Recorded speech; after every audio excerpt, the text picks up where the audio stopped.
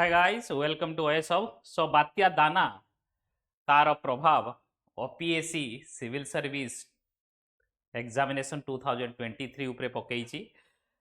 सो preliminary examination जो आपण मानकर 2023 रो एग्जामिनेशन 27 तारीख हबार थिला संडे, से एग्जाम को पोस्टपोन कराई एवं 7 दिन भितर नोटिफाई करा 7 डेज। क्वेश्चन आसले कि केबे हबो, मोस्ट प्रोबेबली जहाँ मो पाखे इनफॉरमेशन अच्छी। सो मु घंटे खंडे पूर्व मुझे जानी कि फाइल पुटअप होची पाखापाखि जीए गोटे इनफॉरमेशन मिलता।